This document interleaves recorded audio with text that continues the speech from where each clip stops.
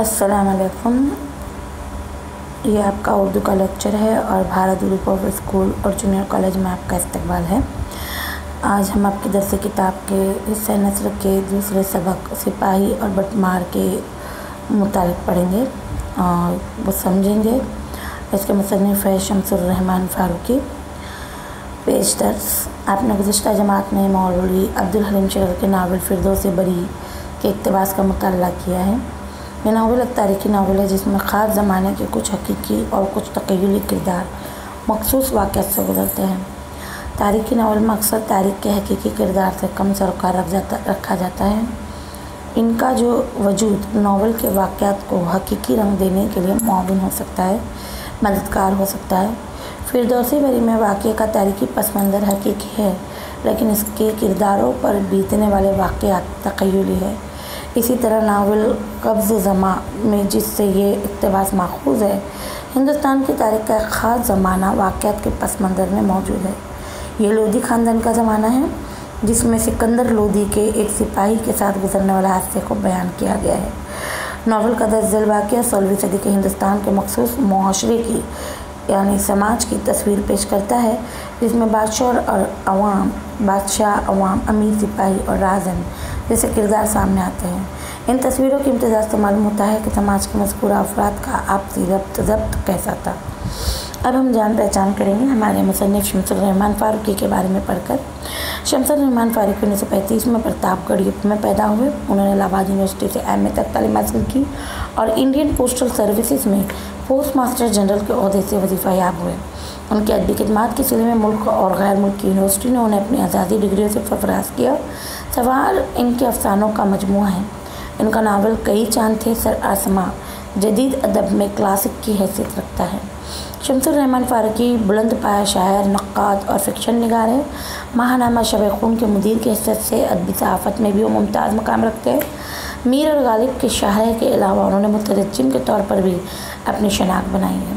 मुल्क की आज़ादी के बाद जिन नक्कादों ने मगरबी नज़रियात को उर्दू में मुतारिफ़ कराया और तनकीदी अदब को वसअत अता की, उनमें फ़ारूकी का नाम अहमियत कामिल है।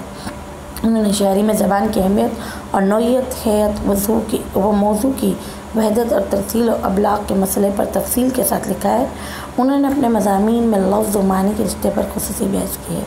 मीर और गालिब के अशार के तशरीह व ताबीर में उन्होंने मगरबी तनकीदी नज़रियात के पहलू ब पहलू क्लासिकी निज़ाम फ़न की खुसूसियत के साथ मद्देनज़र रखा है। इनकी पहली तसनीफ़ लफ्ज़ व मानी है। इनके अलावा शेर, गैर शेर और नस्र, उरूस, आहंग और बयान, अफसाने की हिमायत में शेर, शोर अंगेज़, ताबीर की शरह वगैरह इनकी मशहूर किताबें हैं।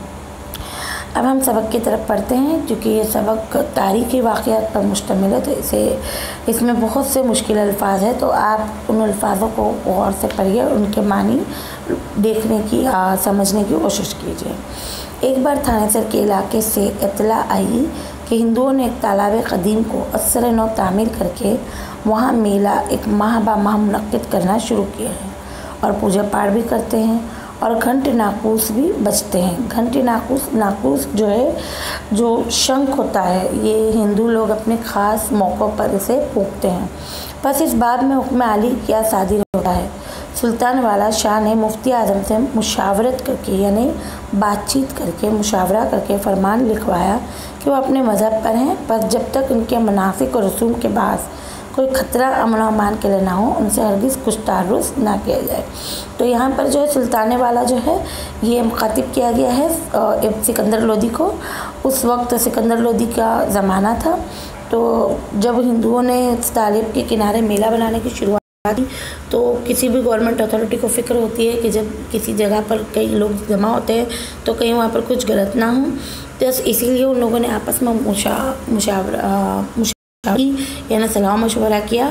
तब फरमान ये आया कि जो उनके मुनासिक हैं, उनके मंदिर वगैरह है और उनकी जो भी रस्में हैं, अगर उनकी वजह से कोई ख़तरा लाक नहीं होता है तो उन लोगों पर कोई एतराज़ ना किया जाए। इंतज़ाम सल्तनत में होशियारी और ख़बरदारी की गर्ज से हज़रत दहली और उसके गर्दो नवाह में 80,000 मुस्लिम फ़ौज हर वक्त तैयार रहती थी। ये इंतज़ाम सल्तनत यानी गवर्नमेंट की उस वक्त की जो उनकी सरकार थी, उनकी मतलब सेफ्टी के लिए एज अ सेफ्टी वो लोग गर्दनोहा में 80,000 मुसल्लह फ़ौज यानी ऐसी फ़ौज जो हथियारबंद हो हर वक्त तैयार रहती थी। कहीं से ज़रा भी बदअमनी की खबर आई और जयूश सुल्तानी हरकत में आ गया, यानी ज़रा भी अगर उन्हें लगता था कि कहीं पे बदअमनी हो रही है, कहीं पर कोई ख़तरे वाली बात है, तो उनके जो सिपाही थे तैयार रहते थे। तुगलकाबाद, गयासपुर, बेगमपुरा, सीरी और केलू खिड़ी जो पाए तक के पुराने शहर थे, इन सब में मैदान वसी और मुर्तफ़ा वो मुस्तैद देख कर फ़ौजों के लिए मुकर्रर कर दिए गए थे।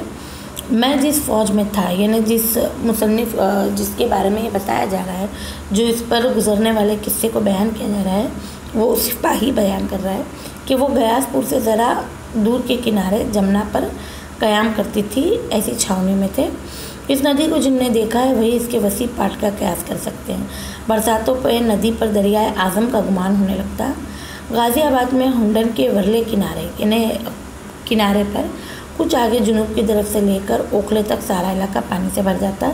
इसी बिना पर इस इलाके को खुलकुल्ला तंजन पट पर गंज कहने लगी थी।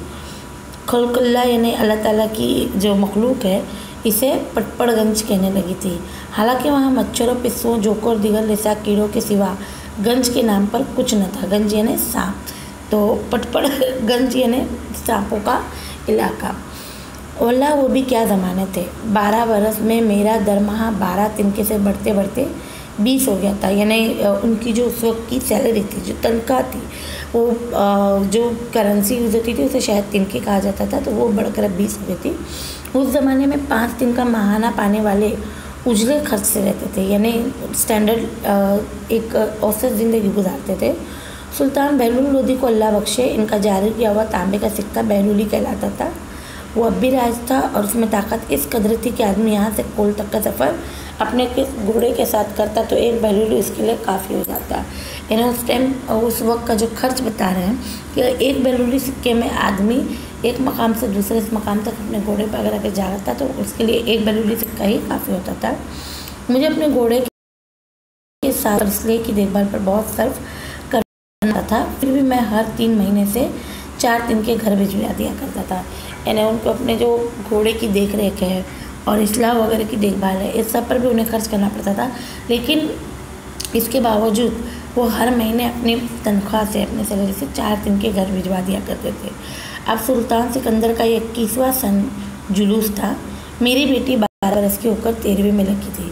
घर से खबर आई कि उसकी सगाई और फिर ब्याह आइंदा बरसातों से पहले हो जाए तो खूब हो। यानी उस वक्त शादी की एज बहुत कम होती थी, तो यहाँ पर बताया जा रहा है कि उनकी बेटी की उम्र 12 साल थी, तो अब वो 12 बरस से 13वें में लग रही है, इसलिए घर वालों ने उनकी सगाई तय कर दी है और चाहते थे कि आइंदा बरसातों से, यानी नेक्स्ट जो अगली बरसात हो उसके पहले उसका निकाह हो जाए। मुझे बुलाया गया था कि जाकर सब मामला तय कर दूँ। हर चंद के खुदाबंद आलम सुल्तान सिकंदर ने शरह शरीफ की पाबंदी पर बहुत कुछ जोर दिया था, लेकिन हम उन इतराफ़ के गंवार मुसलमानों में हिंदुओं की बुबास अभी कुछ बाकी थी। यानी बहुत सी शरई बातों से ये लोग दूर थे। अभी भी उन लोगों में ऐसी बातें थी जो हिंदुओं से बहुत कुछ मिलती थी। जुम्मे के सिवा हर दिन हम लोग हिंदुआनी धोती पहनते थे। जुम्मे को अलबत्ता बुर्का, ढीला सफ़ेद पाजामा, गाढ़े का और महमूदी का कुर्ता पहना जाता था और इनकी औरतें घर से बाहर निकलती थी लेकिन घूंघट लेकर। हर घर में एक संदूक था जिसमें दिवाली और दशहरे, ईद, बकरीद, शब बारात, यहाँ पर शुभरात लिखा हुआ है, इसका मतलब शब बारात है कि लिए रुपया पास अंदाज किया जाता था, यानी पैसा कुछ पीछे रख दिया जाता था। शादी की रस्में बहुत कुछ हिंदुओं जैसी होती थी। कन्यादान या जहेज़ की सूरत नहीं थी, लेकिन लड़के वाले शादी से पहले जरूर आते थे और इस मौके पर शादी से कुछ कम ही खर्च होते, यानी लगभग एक शादी जितना ही कम खर्च हो जाता था। निकाह के बाद रुखसती, जिसे हम लोग गौन या गौना कहते हैं, ये आज भी बहुत से गाँव में होता है, अक्सर बहुत देर से होती थी। हिंदुओं की तरह हमारे यहाँ बचकाना शादी का रिवाज तो न था, लेकिन मंगनी फिर निकाह पर गौन की रस्में कुछ न कुछ वक्फे से अदा होती थी। जेठ निकलकर आषाढ़ की आमद थी। जेठ और आषाढ़ ये हिंदू कैलेंडर के 2 महीने हैं। जब मैंने घर जाने का इरादा किया, 300-350 तिनकों का इंतज़ाम मैंने कर लिया था कि शादी का खर्च जो है इससे कम तो होगा नहीं, इसलिए इरादा किया कि शाम होने के पहले लेकिन असर के बाद घर के लिए निकल जाऊँगा। एक मंजिल करते करते ग्रुप आफ्ताब होने लगेगा। कहीं कोई अच्छे सराय देखकर रात गुजार लूँगा और सुबह ठंडे ठंडे अपने गांव नंगल खुर्द पहुंच लूँगा। ज़्यादा सफ़र बहुत थोड़ा रखा। तोहफ़ा तहफ़ की ज़रूरत न थी कि सारा सामान शादी और दिगर रसूम शादी के लिहाज से घर की औरात ही खरीदना था। सवारी के लिए घोड़ा था ही और कुछ दरकार सिपाही को ना था। नहर फिरोज शाही के बाएं किनारे से लगा हुआ कई कोस चलकर फिर नहर से कर देता था। वजीरपुर पर नहर फिरोज शाही खुद ही खम खाकर नाल और हिसार की जानिब रवाना हो जाती थी।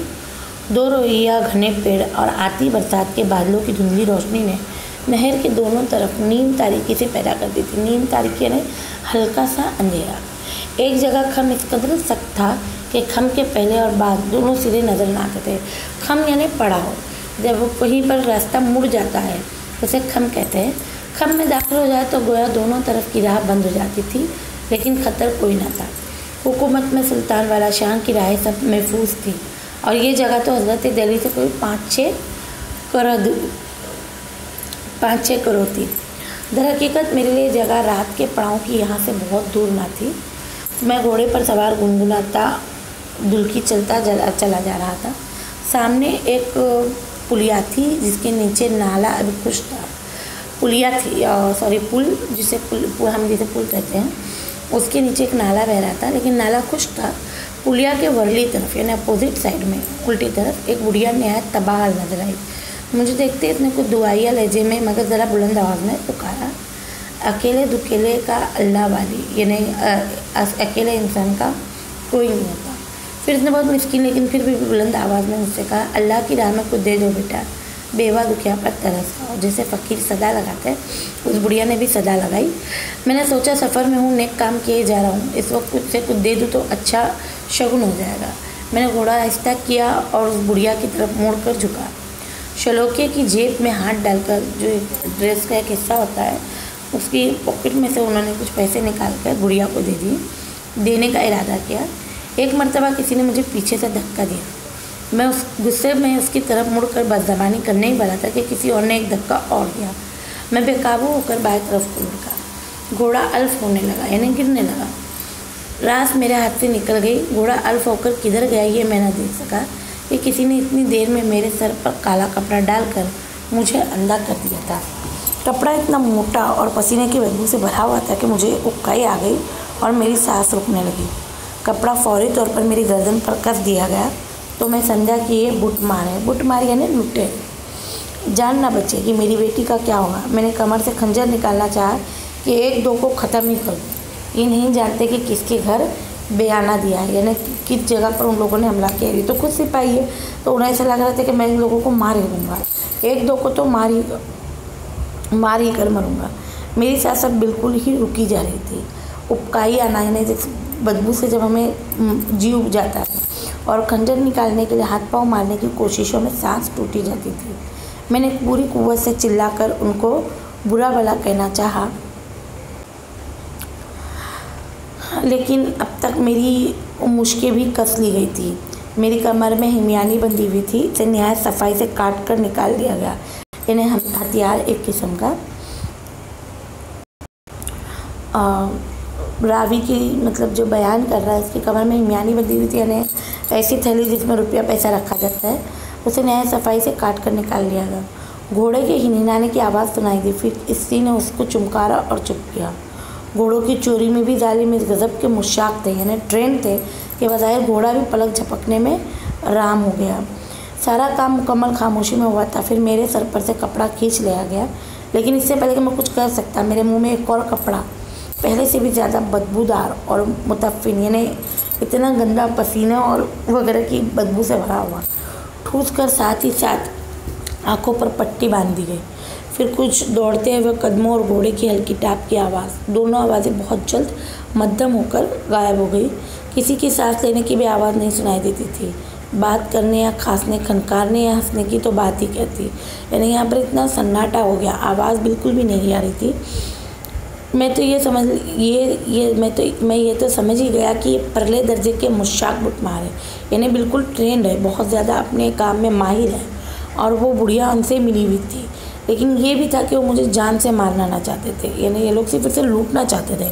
इनका मंशा महज ये था कि मुझे बेदस्तों पा करके छोड़ दे और इतनी दूर निकल जाए कि मैं इनका ताक़ुब ना कर सकूं और ना किसी को आगाह इनके बारे में कर सकूं। यानी उन लोगों ने उसे इस हालत में छोड़ दिया कि वो ना भाग कर उनके पीछा कर सके और ना ही किसी को बता सके, लेकिन वो लोग उसे जान से नहीं मारना चाहते। मुझे रंज से बढ़कर गुस्सा था कि मैं सारे आलम में माने हुए सुल्तान के, सारे आलम में मानी हुई फ़ौज का सिपाही और यूँ किसी कछुए की तरह पकड़ लिया जाऊँ कि मुदाफ़त में, अपने बचाव में एक वार भी ना कर सकूँ। लानत ऐसी सिपाहीगिरी पर और तुफ़ ऐसी सुल्तानी पर कि रियाया यूँ बेखटके दिन दहाड़े लुट जाए। मैं यहाँ यूँ ही मजबूर पड़ा रहा तो क्या पता रात में किसी मौजी जानवर का शिकार हो जाऊँ। यानी अब तक जिस फ़ौज पर इन्हें घमंड था, अब उस फ़ौज पर उन्हें लानत महसूस हो रही है। उन्हें ऐसा लग रहा है कि मैंने एक सिपाही होकर, इतना बड़े सुल्तान का सिपाही होकर, और ऐसे सुल्तानी का क्या फ़ायदा कि जहाँ पर दिन दहाड़े रियाया को लूट लिया जाए। क्या खबर मुझे कोई और लूट मार करके जो मैं कुछ मेरे वज़न पर कपड़े और थैली में सत्तू और जलेबियाँ हैं और शलौकी की जेब में चंद सिक्के बेलूली उन्हें भी लेकर चंपत हो जाए। यानी अब भरोसा नहीं कि एक ने तो लूट कर चला गया है, हो सकता है कि अब उसके बाद कोई दूसरा लुटेरा है और जो बदन पर कुछ भी बचा हुआ है, जो कुछ भी मिठाई वगैरह है, वो सब भी लेकर चला जाए।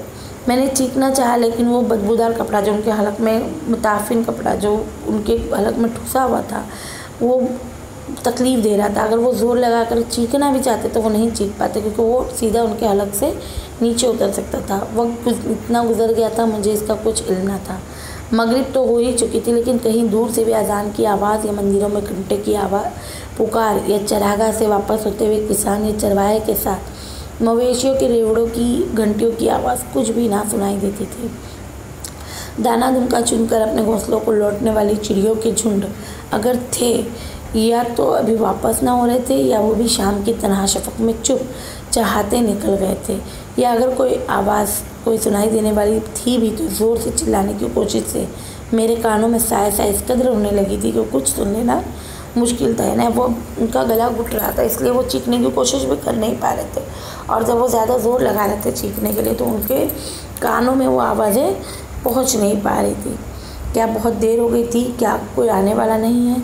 अभी अभी मैंने शेर की दहाड़ सुनी थी। शेर तो इस इलाके में थे नहीं।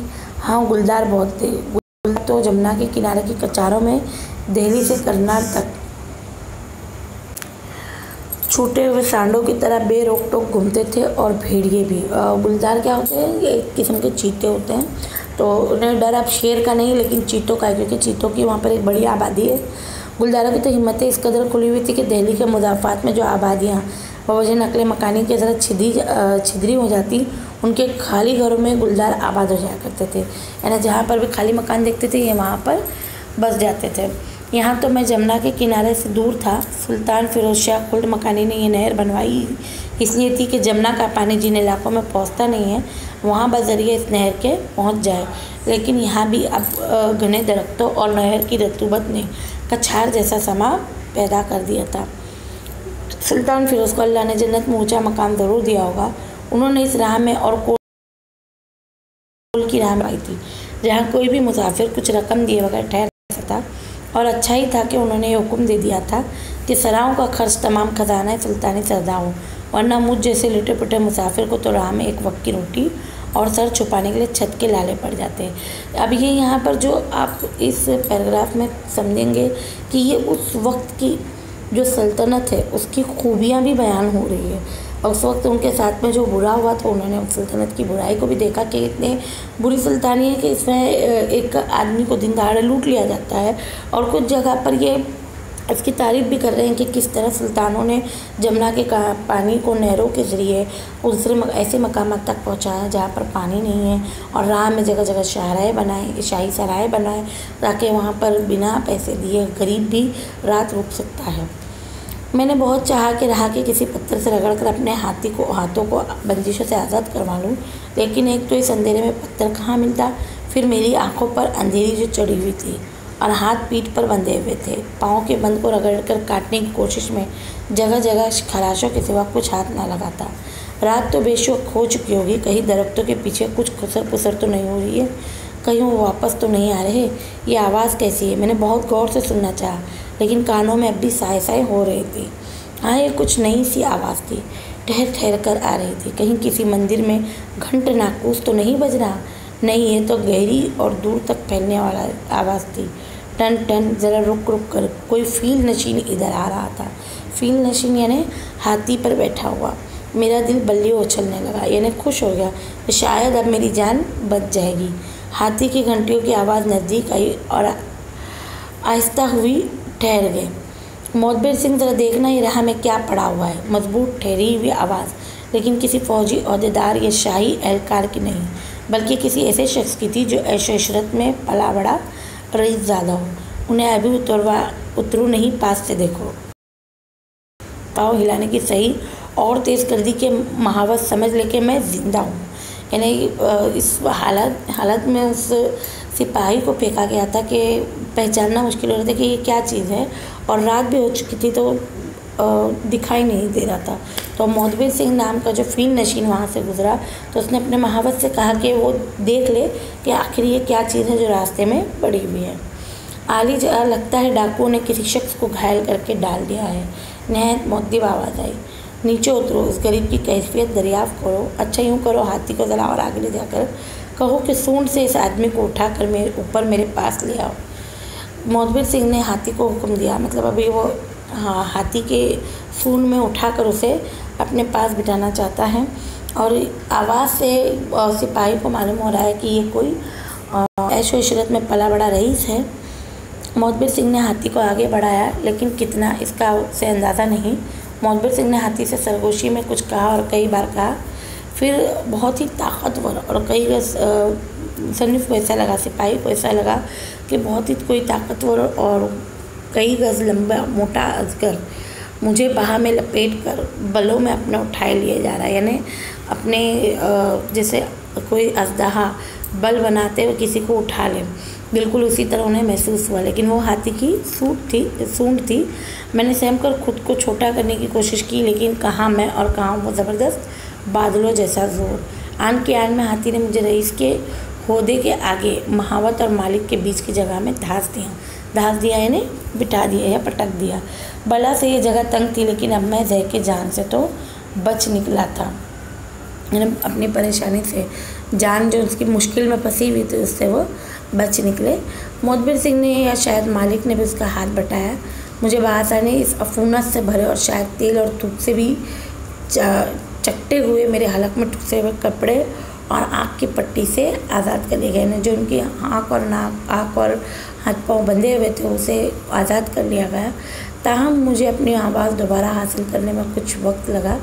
थूक को वह मुश्किल घूटते हुए मैंने फील नशीन के सवाल के जवाब में सिर्फ अपनी बिपता कह सुनाई कि किस तरह से उनके ऊपर जुल्म हुआ, फरेब किया गया उनके साथ। तो सिपाही जी, तुम दोहरे खुशनसीब थे। उन लोगों ने तुम्हें ज़िंदा छोड़ दिया और फिर हम इधर निकले। यानी पहली खुशनसीबी तो ये थी कि उन बटमारों ने उसे छोड़ दिया, और दूसरी खुशनसीबी थी ये थी कि उस वक्त ही जो है मोतबर सिंह अपने मालिक के साथ उस रास्ते से गुजरा।